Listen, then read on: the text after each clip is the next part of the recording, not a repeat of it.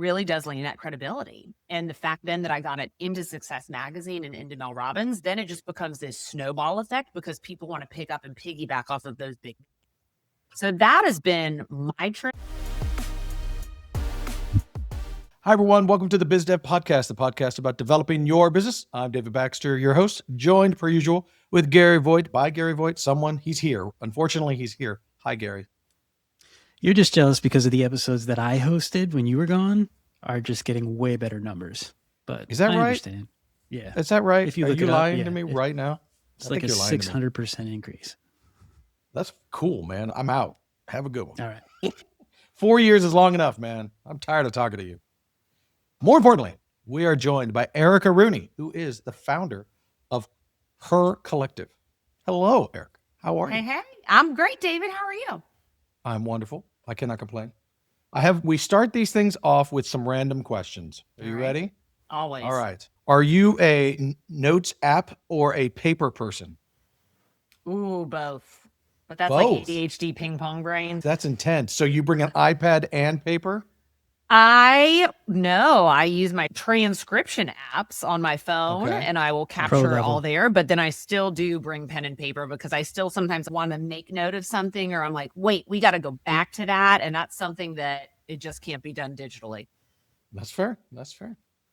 I'll take notes digitally and then rewrite them on paper so that they're closer by and not taking up screen real estate. You're so obnoxious. Yeah. No one cares, Gary. Okay. I'll go back on mute. Yeah, get back on mute. Big party or small gathering? Ooh, that's also hard to choose. Gosh, I'm such a middle of the road girl. I think it depends on the day, because if I'm vibing because it's my book party, or like I just did something big and I want to celebrate, bring everybody, let's have a blast. But there is something really fun. And like just last night, I had a very intimate dinner with a small group, and I love being able to have much more intimate conversations and get to know people better. It's just a totally different vibe. So I'm going to have to be like, again, boring middle of the road. It could be either. Okay. All right. That means you're forcing me for this last question. Very polarizing. Are you ready? Yes. Mayonnaise, pro or against? Oh, absolutely not. Never. I will not touch anything. Never. With mayonnaise in it. No mayo can't for you. Stand it. Nope. See, I found something. Anything with mayonnaise, it is a hard line in the sand. Goodbye. Wow. Okay. I'm kind of like that with mustard. Mustard don't be rude to mustard. What did mustard do for you? But mayonnaise is just like oil and eggs blended together. It's disgusting and it smells and it looks gross. See, this is why you look like you and I look like me. See, that's right there. Okay. All right. So we've gotten to know you a little bit. So tell me about Her Collective. It's always capital Her? I've noticed that when you write. Yeah, I've just always made it capital. It doesn't stand for anything. I tried to think of a cute acronym one time, but Her Collective was really just the space that I wish that I had as a young woman in corporate America going up through the ranks. Because I think so many women graduate college and they get into corporate America and they've heard all these war stories. They've seen the Me Too movements and they think this isn't going to happen to me. And my corporate career is going to be so different. And I'm not going to be held back by the patriarchy. And there is no system. And then they get in there and then they start getting these little things where they're like, wait a minute, like, why did I just get passed over for that? Or like, how come this person got a bigger raise than I did when I'm doing all of the work? And I got a little bit of luck, a lot of hard work. I hustled my way to the top of the corporate ladder in HR. I was a chief people officer, and it wasn't an easy climb. And I, as a chief people officer, invested in a executive networking group for women. It's called Chief, and I'm still a member and I love it, but it's $8,000 a year. So like you ain't gonna be in a membership like that unless you are already in the C-suite making some dollars. And I'm like, the people who really need the help are not the people who are in the C-suite making the dollars. They're the people who are trying to get to the C-suite. And so I launched this collective group and I thought, let me see how this goes. And I invited women in for a whole year-long container. And we meet every single week. We do executive coaching. They have access to monthly master classes. But then as the world really started to grow and evolve, and as my work shifted more from just women's empowerment work, but to also stepping into AI and becoming an AI educator, I was like, there's a lot of ways we can zhuzh up this collective with some AI. And so then I brought in a lot of different AI technologies that would really help advance women's climb a lot faster, and it would accelerate their climb up the ladder. So they've got these very personalized and specialized agents in there that are tailored for women in corporate America. One is a resume rebuilder, and it essentially removes any gendered or soft language that women are more likely to use in their resume. So, for example, they'll say, "Oh, I collaborated with David on this podcast episode." Where it's like, no, girl, you led that. You led it. So it's forcing them to use the masculine language that gets picked up more so in the ATS tracking systems. And then also it will push them on KPIs and stuff like that. But there's a whole bunch of different agents in there to help them with that. And it's really just with the mission to get more women into positions of power and keep them there, which is what we all need. So let me back up for a second, just practically speaking, see if I'm wrapping my head around this. So I am a new grad or new employee of a company. That's who you target first. Is that right? Well, it could Generally be speaking? anyone in corporate who's not in that C-level position. So Okay. But you could be high level, or you want lower level peoples? It could be Generally both. And originally I targeted the people who were earlier in their career, but as I was targeting that group, I got more and more senior level leaders. And so it's really become this blend, and it's great because you've got so many different generations in the workplace, and we're bringing them also together in this collective, but they share a lot of their experiences and their stories. But it's really ended up being a lot of mid-level, senior level managers more, which is perfect because a lot of those people have been in corporate for a while. They've had some success, but then they're just stalled and they're just like running on this hamster wheel and they can't gain that traction. And that's where we're finding a lot of our clients coming from. Okay. So I am a mid to senior level lady and working in large companies. Does it matter? Or is this a big company thing? But you're seeing more mid-size to large, but any size. Okay. And I am paying you a monthly fee, a yearly fee? We do an annual subscription because I price it insanely low. Okay. So I sign up for a year and is it in person? Is all virtual? What is all the virtual. Practical? All virtual. Okay. And it's all over the country, or am I put into a cohort of 100 people or 10 people or? Right now we have our meetings on Tuesdays at noon, and everyone is welcome to join there. Depending on the day, I would say we usually get about 25-ish people who show up live. And then from there, they can watch the recordings if they can't make it live because they've had a meeting pop up or they're out of town or they have a client call. As we grow and scale, we will probably split out into either location base or just a certain type of cohort. I haven't really figured out how I want to split that up yet, but we're not at the splitting up phase, the segmentation phase, I should say. Now, if I know anything about managers, male or female, it is when I get to a certain level, I probably just want to talk to you because I think I'm special. Is that an option? Do you offer consulting of some sort to the people who are willing to fork out some cash, or is that no, we do this as a group? So I will have one-on-one sessions if people need it. And sometimes you find that certain women are in a particular situation and maybe they don't want to bring it all to the group. And so in those cases, we will sit down and we will have a one-on-one session. So they can opt up for a one-on-one session or even a package. I will do one-on-one coaching, but that is very few and far in between because the bandwidth simply isn't there. Sure. No, that makes sense. So what are you doing? I know you're an author. We can talk about that, but you're doing a Tuesday meeting. What takes up the rest of the week? What is running her collective, as it were? What is that day to day for you? Yeah, I'm also a speaker and an author, and all of these different revenue engines all feed her collective. And then her collective feeds the other revenue engines of my business. And so when I'm on stage, I'm pushing her collective, right? Inside her collective, those women know they can bring me into their organizations, into the boards that they sit on, into their communities and stuff like that. When it comes to also another avenue of my business is AI education. So I go into different organizations and I'll train them up on AI, get them all set up on either Copilot, Gemini. I'll flesh out their practices and get them going with a playbook so that everyone in their organization becomes AI architects, which is really a cool kind of term for people who are just like very AI focused. They take everything in their process and they figure out how can AI remove the routine and allow me to focus more on the remarkable work that creates her collective. So sometimes what I'll be doing is a lot of the biz dev stuff. for her collective, whether that is working with leaders and figuring out our partnerships there, because I often act as just an extension of an organization. People will reach out to me and they'll say, hey, we want 10 seats for her collective for these women, because then they're providing that support for an entire year for their cohort, and it doesn't break the bank for them. So I'm working with those business leaders, or I'm thinking about my next topic, or we're getting the social media up to date, or we're boosting our ads. There's so much that goes into running a business. When you think about what I'm actually doing, interfacing with the people, it's 1/10 of it. Fair enough. So you mentioned AI, and what's interesting from, I don't want to assume anything. Most people we speak to that are into AI are nerds. Ha! This is my job is development. So AI and development are like peanut butter and jelly. They work very well together.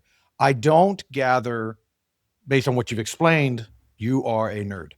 Is that fair I'm a or non-technical junkie is what I'm telling people. So that's interesting because it's rare. Gary, correct me if I'm wrong. We have not had that very much when talking to people. They're all nerds. Everyone's interested in AI, of course. But well, yeah, the most common use cases we've really gone into with AI is people creating systems that use AI and try to sell it. People who are using AI then within their own organization, or it's a lot of sales tools that we've talked about and stuff like that. That's true. Yeah. But early on, it was like persona-based stuff when people were trying to sell their AI programs, and you don't hear about those as much anymore. No, we haven't really, like, real world use cases for the non-technical user is not something we've really discussed. Yeah. So let me dive into that a little bit. How does a non-nerd get into AI? What does that mean to you? Because it probably means something very different for me, nerd, than it does to you. So what does it mean when you say I am a super AI architect? Awesome. I'm good at this stuff. What does that mean to you? Yeah. I'll tell you this first. Like, I never considered myself a technical person at all. Sure. And I often joke, like, I married a technical project manager because I can't figure out how to operate my dang TV. Sure. And this is like my running joke. But I started dabbling with AI when ChatGPT first became mainstream. I don't know, 2021, 2022, but I was using it as a glorified thesaurus. And it actually came out when I was writing my first book, Glass Ceilings and Sticky Floors. But I would be like, help me come up with a better word than collaborate. It would give me 15 words. And I was like, oh, I like that. Or I would say, help me write a transition here, because my editor would tell me I needed a transition. And I saw how much better that was than trying to go to thesaurus.com, think about it. So I loved it. And I just started messing with it and playing with it from there. And I was in HR, so I continued down my lovely HR path, but I could see the speed in which it could help me spin up things for my side business, because at the time I was a full-time chief people officer. So I just kept learning more about it. And then what's really interesting is I have a business partner who does a lot of these AI technical trainings with me. He's a CEO. And so my background is people, HR. I was a chief people officer for so many years. So I understand people and change management and all of those things. And I was having breakfast with my CEO one day, and I was telling him, like, oh, I created this agent and listen to all these things I did. And he's like, you're getting pretty technical. And I was like, oh, you're right, whatever. And he kept pushing me on it. And I want you to be my co-host on this podcast, AI Voice or Victim. And I was like, I have absolutely no background in AI. You know this. I'm not a coder. He's like, no, but look at all you're doing. And he kept forcing me to look at what I was actually doing. And so for me, I actually very much so had a limiting belief that I was not a technical person, even though I was doing very technical things with AI, with the technology, right? Now, I can't code for right? I don't know anything about all the coding degrees, and I don't claim to, but what I do know is how to work with the AI machines. And then I have become diligent enough to put myself through the certifications and the classes and create trainings based off of what the need is out there, which then forces me to use it. And I think what's interesting about AI is, like, you don't have to know anything about technology to be successful with AI. You just have to know how to talk to the machine. Mm-hmm. And I like to talk for a living. Okay. I'm a speaker. I'm an author. I have 2 podcasts. Like, I can talk. And so now that I know how to talk to the machine, it's like, that is my lifeline. And so to answer your question, how does a non-technical person become this AI educator who's out here teaching technical companies how to get it into their organization? And the biggest piece is that this is a people management operation when you're looking at it from a corporation-wide thing, right? This is one of the first technologies in a very long time, I think since email. I'm going to say it compares to email a little bit, where it shouldn't be owned by IT, in my opinion. I don't think IT has the people skills to run this type of organization. And I say that with love, and I say What that is she from saying, managing Gary? IT I don't teams. understand. What is she saying, Gary?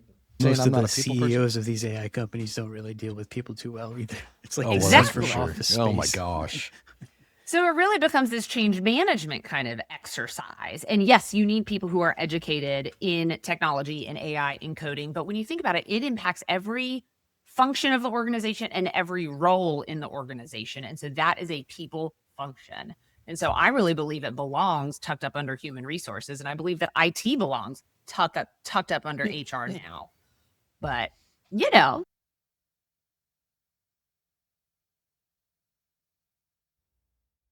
We believe that business is built on transparency and trust. We believe that good software should be built the same way.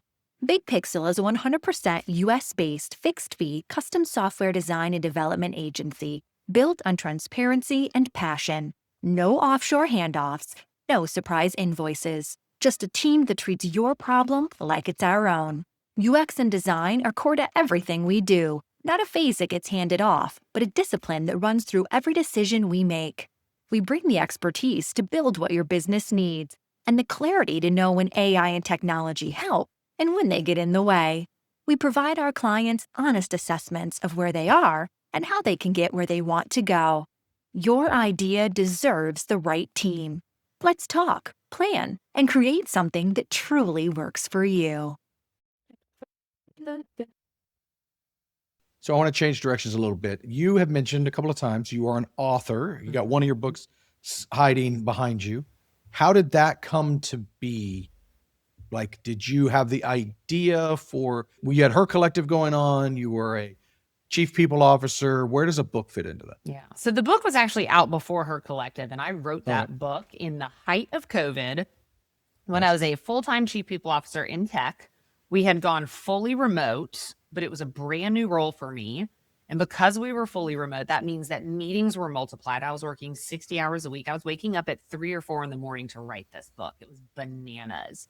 But the backstory to that is that I have this podcast that is the same name of the book, Glass Ceilings and Sticky Floors, and it's all about shattering the limiting beliefs and the toxic behaviors that keep people stuck. So that's imposter syndrome, perfectionism, fear, burnout, worrying about what other people will think of you, et cetera, right? All those little devils on your shoulder that whisper into your ear and tell you all the things that nobody wants to hear, right? And that we don't say out loud.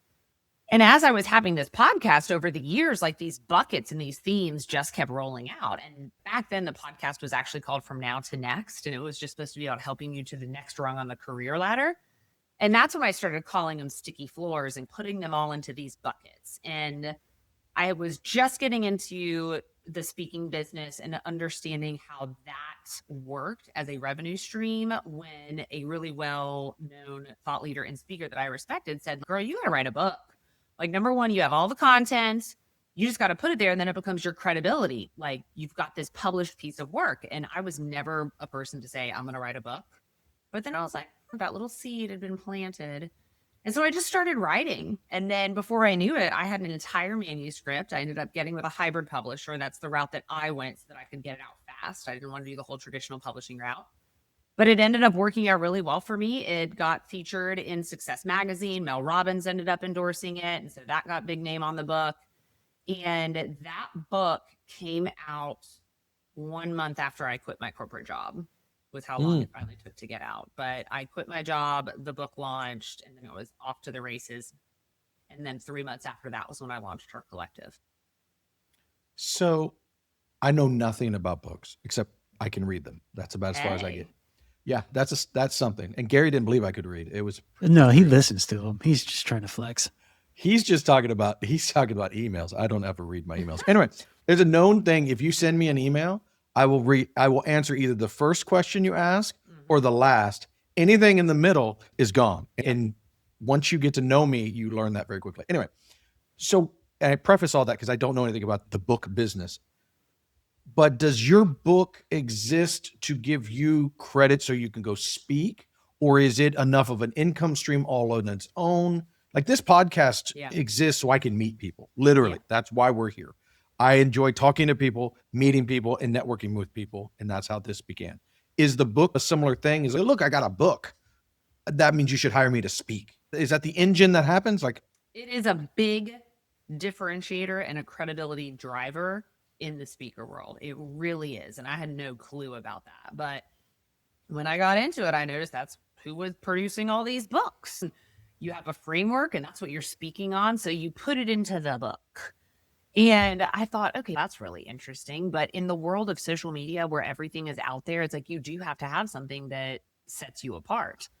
And you do get hired to speak on a lot more stages when you have a book. I can say that from like when my you have experience author attached to your name. Yeah, for sure. Yes. And like my own experience being able to say, hey, this book just came. People are like, oh, really? Oh, and we can buy the book and give that as a giveaway for our people. Oh, yeah. And so a lot of my gigs, even almost 2 years after that book has been out, people still want to tag that on and be like, hey, can we buy 500 books? Now, your question about money making on it. So there's 3 different avenues that you can go when it comes to book publishing, right? There's the traditional, which is like your Penguin House, all that good stuff. There's hybrid, and then there's self-publishing. In the height of COVID, everybody became a published author, right? And sure, you're a published author, but there's like different categories that you fall in, right? And so if you're going to go the traditional thing, you've got to do book proposals, and they pay you a large amount of money up front. And then you write the book and then royalties come in, but it's 0.008. And so you really get all your money for the book up front on that. When you go hybrid, you're essentially paying them to project manage your book. So they will help you find the editor who will do that for you. They'll all sorts of stuff. You can pay for however much you want or don't want. But for me, I was a full-time chief people officer. I didn't have time to figure out how to do this. So I was like, yes, let me just pay someone. They take it all the way through publication. And so you are paying up front to have it done, but then you are getting the bulk of the royalties. And so every quarter I'll get a check for whatever my royalty amount is that my book sold. And it could be 12,000. Sometimes it's 2,000 if I didn't have a big quarter or something like that. But I end up seeing more of that revenue, like from the book that way. But when I first met with a hybrid publisher, he was like, what are your goals for this book? And I was like, well, first I want to make the money back I'm giving you, because hello. And he point blank was like, you will not make your money back in book sales. I'm just going to hard stop you. And I was like, nice. Really? What? He's like, no, you will not. He's like, but you will make it off in speaking revenue. And sure enough, I did. Like, you just need a couple gigs to pay that off.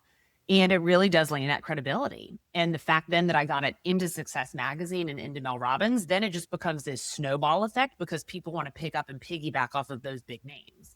So that has been my trick. What I will say is for this book I have coming up, I went self-publishing route because I had learned so much about the process during my hybrid publishing.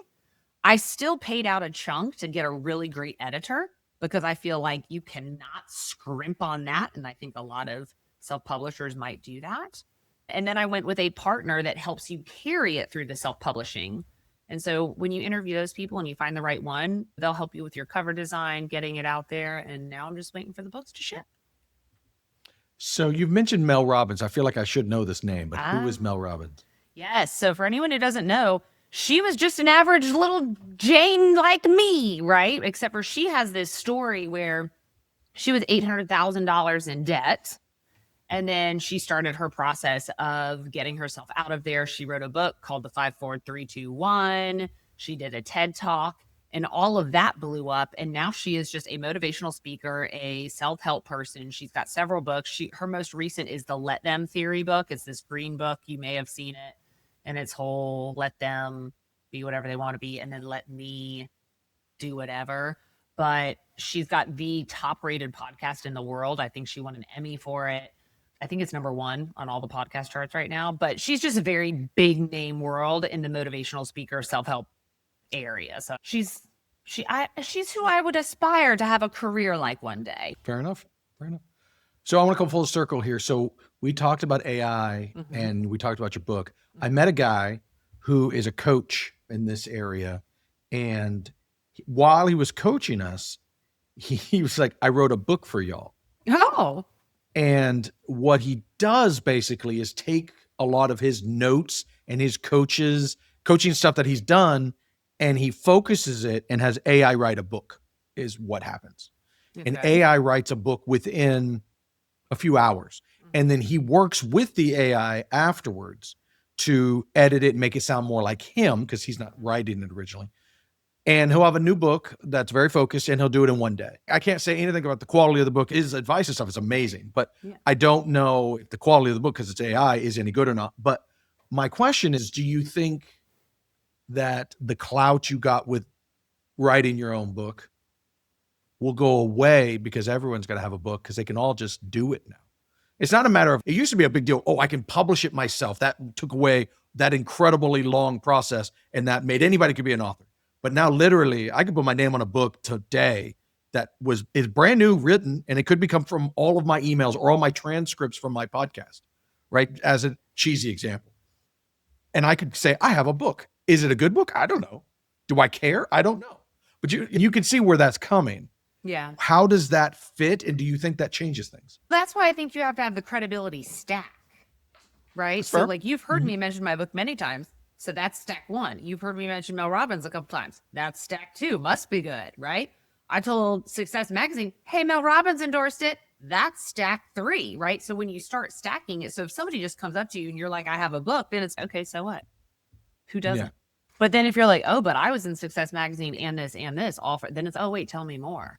And so But if I you're don't a think new author, Yeah. sorry, I didn't mean to interrupt, but I'm just thinking, you have those stacks. That's awesome. But I was So- a brand new author when that came out. I didn't have anything else before Sure. that. But in Yeah. AI land, my question is just, I'm a lady who wants to follow in your footsteps, and I want to write a book. Mm-hmm. And now everyone's got a book. And now I have to answer all of these ugly questions that you didn't have to answer because it didn't exist. So now they're like, you have a book. Everyone has a book. How do you get Mel Robbins, for instance, to pay attention to when she's got now 10,000 people saying, look, I have a book?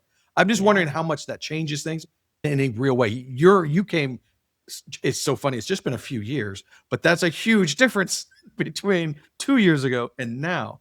Yeah. Do you think that hurts anything? Like your next book, you've already got credentials, so you're fine. But a newbie, are they in a pickle? I don't think they're in a pickle. I just think the game changes a little bit. Okay. Like I don't, and for example, yes, I have the credentials on that book, but I don't have Mel Robbins on that book. But I think you always have to remain relevant, and you have to constantly be thinking about, how do I stay relevant? How do I put myself in the rooms with the people who can make me more relevant? Am I putting myself in the right circles? Because it's not necessarily, like I tell people all the time, and I know you don't know who Mel Robbins is, but I'm like, my work is not that different from Mel Robbins, like at all. The only difference is discoverability. So you also, and that's where we're coming back full circle now. The red thread is pulling through. Like AI is the devil. We are going to all have to know is, how are we all showing up in answer engine optimization like tools? How are we pulling up in ChatGPT? Because I don't know about y'all, but I don't ever go to Google anymore. Like I go to whatever and I'm like, hey, I'm looking for an 11-year wedding anniversary for my husband because that's coming up. What's the gift for that? And where can I find it? Like I don't even go to Google. So Well, even if you do it's go to just Google, that- it's still AI. correct. But It's not it's just that Gemini. whole concept of you have to be relevant with what is going on in the world and how that's changing and what does that mean for you and your business, right? How we did SEO back in the day is totally different than how we do it now, right? So you just have to continue to stay on top of those things, which can be really frustrating as a business owner because, again, like I don't consider myself techie. I don't know where to put metadata and what does that mean? But you have to know, like, where is it best that I outsource my time, right? Should I spend all these hours creating my own website for the book, or should I just hire somebody who knows what they're doing with that? I should probably just hire somebody, right? I spend my time cultivating the networking and the relationships and the people that will help drive the book forward. And so you do that constantly, you're going to be in the right rooms with the right people getting the right credibility. Nice. Can't say there's All a right. That feel-proof reminds me of- system. Sometimes there's a little luck to it. Oh, I think that's true for every career ever. Yep. I don't care who you are. There is always, and I won't go off on a tangent, but I've always found it interesting when people refuse to say that, when whatever they're successful in, it could be cooking to tech to whatever, and they ask, what is luck? And like, I make my own luck. There are those people. And I'm just like, I don't, we're not going to be friends. You just a level to believe like in the serendipity of the universe sometimes, because things just have to fall into place. And yes, you had to work to be wherever you are, or not work to be wherever you are. But for all of these dominoes to line up sometimes, like when I talk about the credibility stack for my book, right? Mel Robbins doesn't do book endorsements anymore. Hard stop. Like her team told me that, because of course I reached back out. And she was like, good. Basically, they told me good luck, or good for you that you got one a couple years ago, because she doesn't do it anymore. So be happy with what you got. Fair point, right? But you've got to keep thinking, oh, I'm about to lose my earbud here. So excited about life. I had reached out to them then. She was just joining the board of my publishing team. And I was interviewing with 2 different publishers. And I said, if you can land me this endorsement by Mel Robbins, I'll sign with you. So of course they got it for me, right?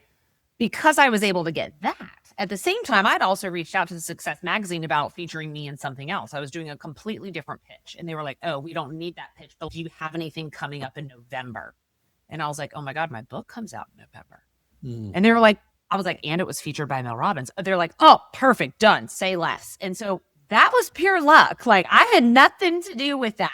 Like we could say I hustled my ass off to get there, and I did, but I didn't orchestrate all that magic in the background. Sure. Yeah. Well, but said. You were doing the reaching out to them to try to get them. Yeah. You got to hustle, but you just have to trust that it'll work out for you. Now, Erica, we usually wrap up with the question, 3 pieces of advice for a new entrepreneur, but you're in a position here where you can maybe be a little bit more specific and give us 3 pieces of advice you would give to a woman in a corporation to move up the ladder. Top 3 pieces of advice. I think the first piece of advice is not accepting the that comes your way, and there will be, but you have to know how to play the game, right? Like my biggest message for women living in 2026, where it's almost like we're going backwards in time. There's the trad wife that's all over TikTok and things like that. And women are leaving corporate in droves. For every 1 woman who's promoted to a director, 2 women are leaving corporate America, right? Like we are hemorrhaging women in positions of power at this time. And so my advice to them would be, you have to play the game to change the game to win the game. And right now we are living in a world where there is a 132-year pay gap that is expanding. There is a leadership gap. There's a representation gap. There's a confidence gap. And so we can't win the game yet, but we can change the game. And so we've got to get in there, and we've got to start doing that, even though it sucks. And sometimes that means playing the game. And a lot of people don't like to play the game. So play the game would be 1 piece of advice. Knowing your worth would be the 2nd piece of advice. I often tell a story about how I almost left $100,000 on the table. But the fun piece about that is that I actually taught myself how to negotiate. Nobody else ever taught me that. I did my own research. I wrote my own scripts. I figured it out on my own. And I went in and I was very ballsy, and I asked for $100,000 more than what I had currently been making. And I got it, but I almost didn't. So knowing your worth and asking for it would be number 2. And then number 3 would be find your people, right? There's all kinds in the workplace, and there's going to be assholes everywhere you go, and there's going to be fabulous people everywhere you go. Find your people, fit in with them, do your good work. And as long as you are aligning with your core values and you feel like you're doing good work, you're in a good place. And take everything for what it's worth, take your lessons, then climb on up your next rung of the ladder. 1, 2, 3. Really Eric, if anybody wants to learn more about you or her collective or find any of your books, where's the best place for them to reach out? So you can just search Erica Rooney on Amazon, and you'll get both of those book links, but they're both at Barnes & Noble and Books A Million or whatever the bookstores are that are out there. But I always just say Amazon because everybody knows that, and they can easily find it there. You can learn more about her collective at joinhercollective.com.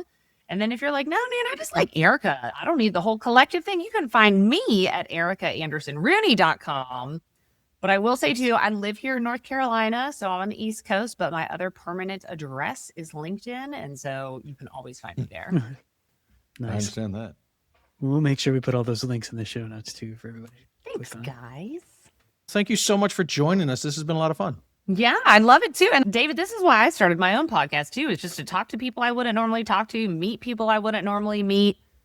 And you know what? Maybe that's my bonus piece of advice. Get out there and start a podcast like this one.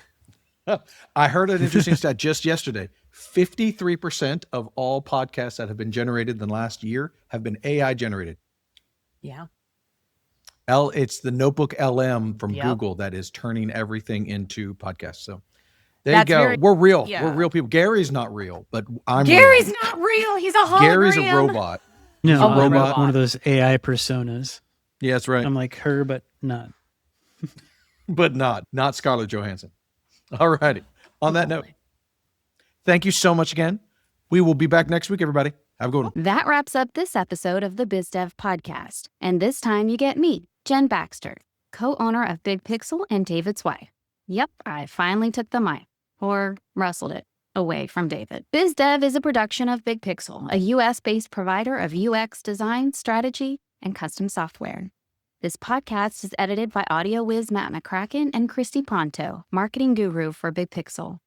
Want to connect? Shoot us an email at hello@thebigpixel.net or find us on Instagram, Facebook, YouTube, X, and LinkedIn.